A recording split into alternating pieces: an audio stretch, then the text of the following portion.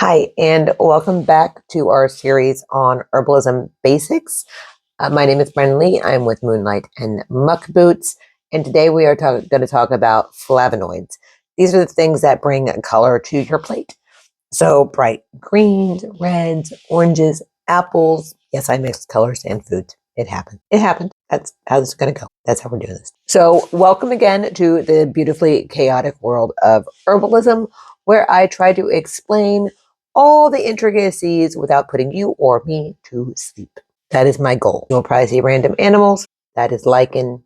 He is my little protector. He stays all the time. He may not move one bit, but he is real. Our goals for today are to understand flavonoids and their benefits, learn about the flavonoid groupings and the concepts to the plants and their wellness outcomes. Again, my notes are over here, so if you see my eyes, do the thing. That's why nobody can remember all the things, and that is perfectly fine, especially when you are just getting started in herbalism or if you've been doing it for 20 years. Again, I am not a doctor. This does not replace your doctor. There are certain things you need a doctor for. This is to help you understand herbs and to be able to use them effectively in your home for things you can be taking care of at home. A scraped knee, a headache, some joint pain relief, things like that. An upset tummy, some nausea. Yeah, my drip. So the bright colors in your blueberries, your kale, your parsley, that's just not a glow up for your food. Those are the results of the flavonoids in those foods and herbs and berries. Foods and berries are the same. And it more than just makes them pretty. That color equals medicine. Today we are going to go through 6 different types. So you might want to grab a smoothie made of berries or a muffin or something, because this might take a minute. I'm drinking coffee per usual. There was a time where I was like, those blueberries, those elderberries, that turmeric just turned my cutting board into a beautiful sunset of colors. That's not all it did. It actually leaked flavonoids onto my cutting board. Now that I know what actually causes those colors, I'm able to use them in healing myself and my family. So one thing that they are packed with, and I'm going to muff up this word, is anthocyanins. These are the things I have written down, y'all, are these big long words. And these are basically like little plant knights. They're for your heart and your immune system. By the end of this video, the goal will be that you will know your anthocyanins from your isoflavones. See, at least that second word was easier to pronounce. And I even have in my notes, even if we can't pronounce them correctly, we can know how to correctly use them. So going forward, we're basically going to be referring to these guys as the Herbalism Knights of the Round Table, because I love me some fantasy, if you can't tell. Some of our main problems when we come into using flavonoids in herbalism is it's overly generalized. Like I said, there are 6 types. They each can do something slightly different. And we always assume more is better. That is not always true. And story time. Tomatoes. Tomatoes have a lot of flavones. The color is extraordinary in many of them. My daughter loves tomatoes. And one summer, I had a jungle that's in a video somewhere. It was a jungle of tomatoes. They were everywhere. I apologize for my dog barking. And she just kept eating tomatoes and eating tomatoes and eating tomatoes. And then one day she's like, Mom, my stomach really hurts. And I'm like, dude, do you know how much acid is in a tomato? You can't eat tomatoes 24/7 for 2 months and not expect to have an upset stomach. That's just how that's going to go. So we want to make sure that we are using these things. Like, you don't want to eat like an entire bush of berries in a day. That's probably not going to go well for you. Don't be all like, sweet antioxidants, let's load me up. That's not probably going to go the best side. And it's not a one size fits all type of deal. Each subgroup of flavonoids does something different. Like I said before, the anthocyanidins, I'm going to giggle every time I say it, help with the heart and the eyes.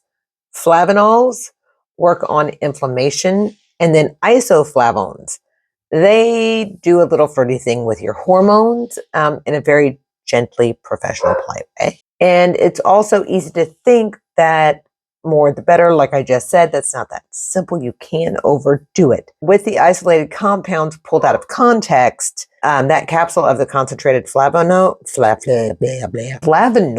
might seem super powerful, but without the rest of the plant, it is lacking the things that you need for your body to actually process those flavonoids. The fiber in the plants that we are eating, that actually helps our body to digest those flavonoids, the enzymes in it. And if those lose balance, it doesn't quite absorb correctly. That's why I say with turmeric, you want to add in some pepper. It's a balance. Plants are meant to be whole. Their chemistry works best when it's working together. That's why a handful of berries does way more for you than, say, a synthetic extract. It is why the steeped kale or the cooked parsley hits different than if you're drinking it out of a beverage you buy at a grocery store or the gas station.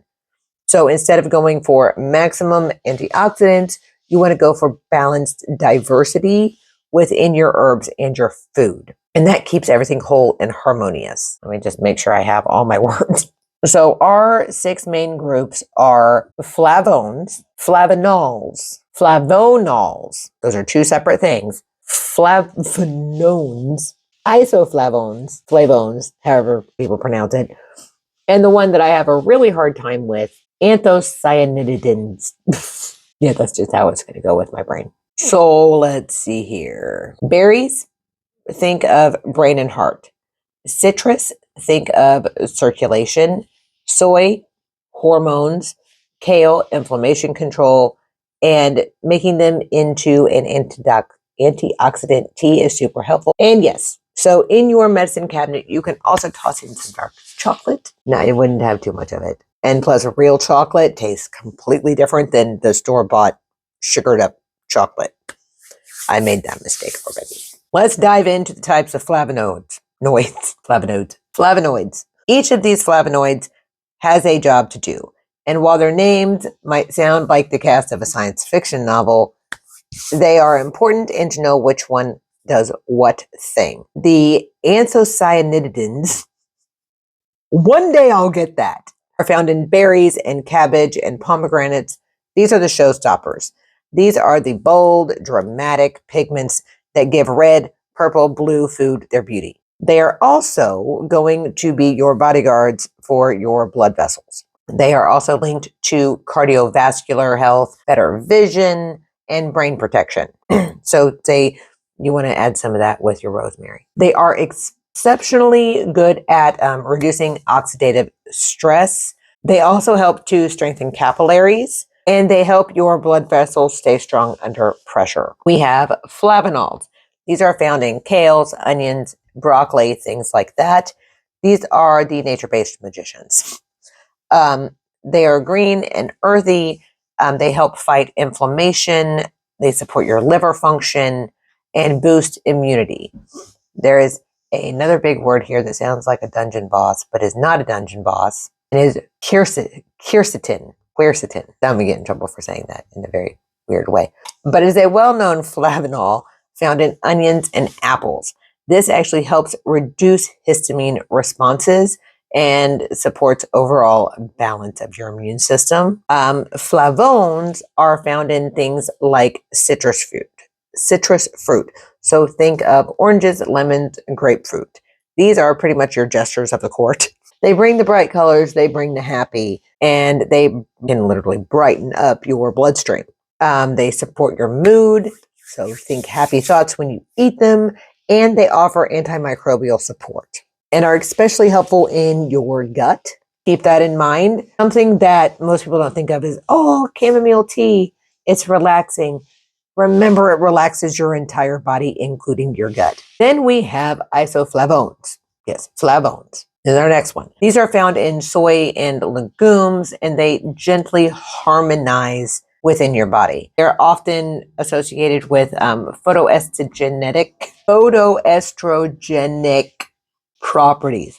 This means that they can mimic or modulate estrogen. Now, it's not going to spike your estrogen or do anything weird like that. It is simple, not complex. It just supports it. Think of it like nudges.